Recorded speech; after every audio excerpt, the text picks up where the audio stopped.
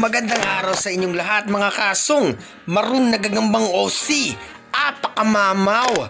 Talagang kapag nakita nyo ang gagambang ito, mamaya-maya lang mga kasong ay talaga namang mapapasana all po kayo. Pero bago yon, kung bago ka pa lang sa aking channel na Kasunggab TV at sa mga kapwa ko spider vlogger, huwag niyo po kaming kalimutan na suportahan. Unang gagamba para sa araw na ito sa bansang Australia mga kasong, isang gagamba dito na talagang napakaganda ng pattern sa kanyang unahan. Umpisa pa lang yan mga kasong, naku po, mas magaganda pa dyan ang mga susunod na gagamba na ipapakita ko sa iyo. Kaya kung ako sa inyo, tapusin natin ang ating video.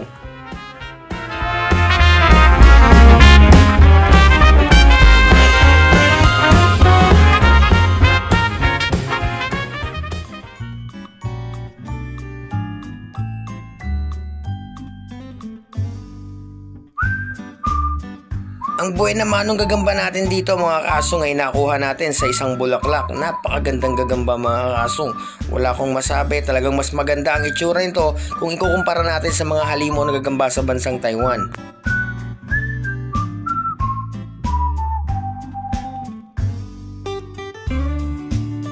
Subalit sa laki mga kasunggab ay lamang na lamang naman dito yung gagambang Taiwan na kadalasang binablog ko para sa inyo.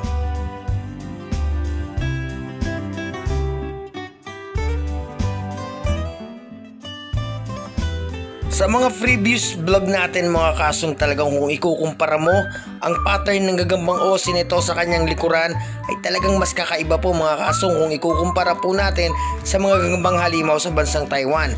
At kung mapapansin nyo rin mga kasunggab, ang likuran ng gagambang ito ay mas maraming tusok kung ikukumpara sa gagambang Taiwan na dadalawa lamang. Kung bibilangin nyo mga kasong, napakarami.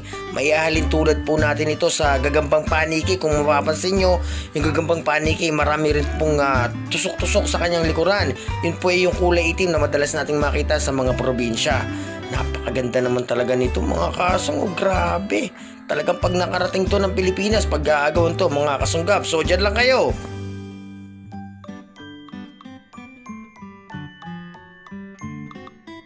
At dito na tayo natatapos mga kasunggab sa unang gagamba. Pangalawang gagambang makikita nyo mga kasong, magugulat kayo sa itsura nito. Ito po ay malapit sa mga swamp, sa mga batis, ilog, ganyan mga kasong. Ayan, napakatindi ng sapot, napakakapal. Sama-sama nating hanapin yung gagamba.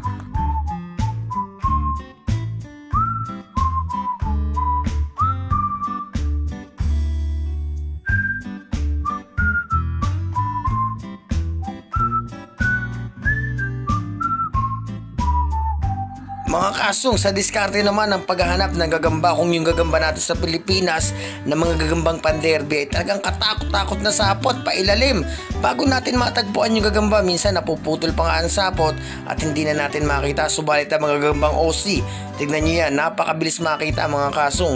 Konting paibaba lang at eto na, kulay puting OC. Gagambang Australia na napakaganda mga kasong, napakahaba ng galamay at talaga namang wala akong masabi mga kasong. Talagang gustong gusto ko rin po na magkaroon ng mga ganitong klaseng gagamba.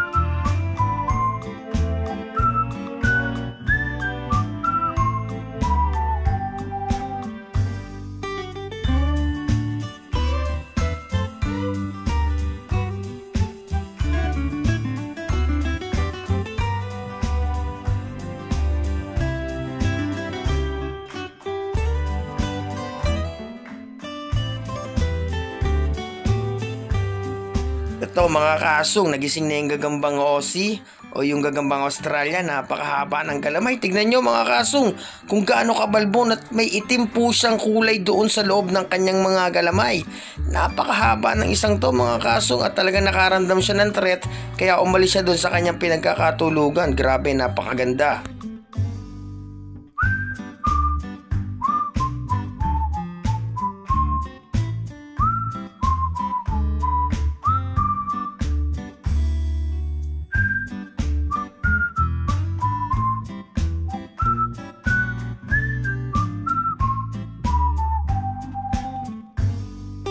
Ayan mga kasong, bumalik po yung gagambang Australia dun sa kanyang tinutulugan. Namnamin nyo mga kasunggab kung gaano kagaganda ang gagamba sa Australia.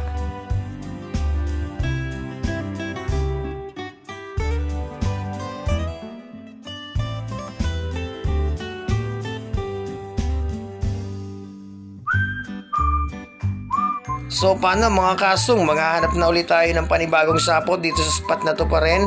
Napakagumot mga kasong, at alam nyo ba sa bansang Australia ay napakarami rin pong mga makakamandag na ahas. Kaya yung mga nagbablog po dyan ng gagamba sa bansang yan ay ingat din po tayo. Eto, may nakita tayong sapot dito. Sundan natin ang sapot pa ibaba o patagilid ba niya pataas. Kung saan matatapos, panigurado nandun yung gagamba. Tara, samahan nyo ako.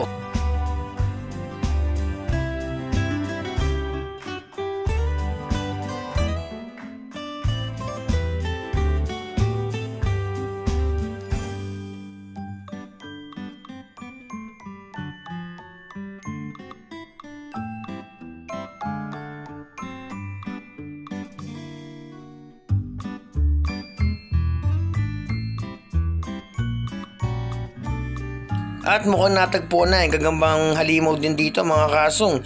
Ito po ay katulad ng unang gagamba na nakita natin na kung saan meron din po itong tusok-tusok, hindi lamang dalawa na katulad ng gagambang Taiwan, mas marami pa mga kasong. Pero tignan natin kung matatalo ba ng pattern nito yung unang gagamba na nakuha natin sa Bulaklak.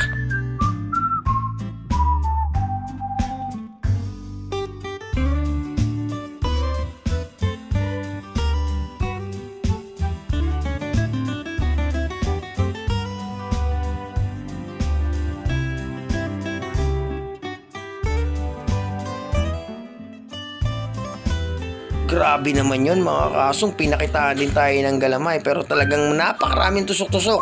Yun lang ang pangit sa ganitong klase ng gagamba sa bansang Australia.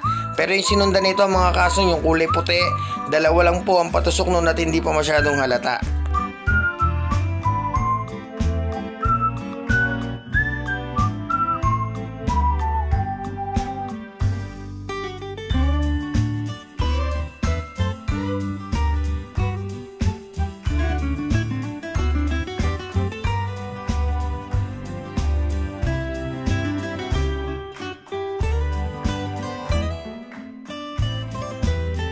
Siyempre mga kasong, bago kuhain yung gagamba ay paggapanggapangin natin nang sa ganun na ma-showcase natin sa ating mga viewers yung ganda at tikas ng mga gagamba sa Australia.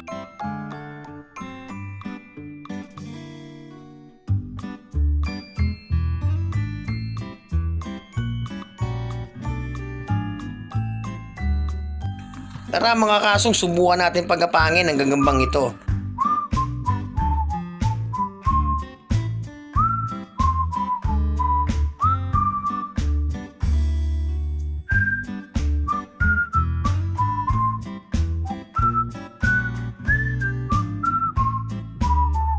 Ayun o mga kasong, yung kanina ay manilaw-nilaw. Ito naman ay may konting spot lang ng dilaw at parang may pagkakulay ginto pa. Pero mas malaki po yung nauna dito sa aking palagay.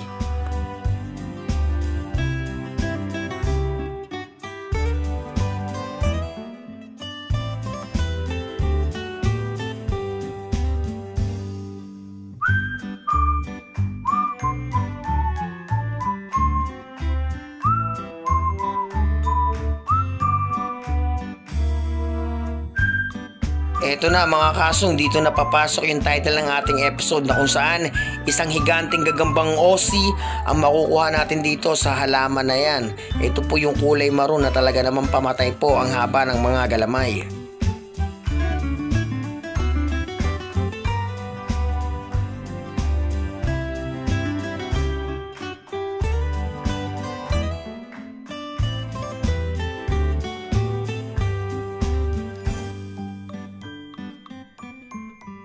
Sa mga puntong yan mga kasong, tinitignan natin kung gaano nga ba katibay yung buong bahay nitong gagambang to. Medyo may pagkatama dahil hindi man lang yan nilikom, pero mukhang natatanaw ko na yung halimaw na maroon na gagambang Aussie. Tignan nyo yan mga kasong, grabe. Talagang kahit sino ay harap mo dyan mga kasong, wag lang tarantula. Sasakmalin agad nito susungka ba na? Tignan nyo naman ang sapot, sobra-sobra naman mga kasong. Nadadali na ng kanyang mga pangunahing galamay, yung kanyang likuran hindi na niya masyadong maitiklop dahil sobrang haba ng galamay ng gagambang ito.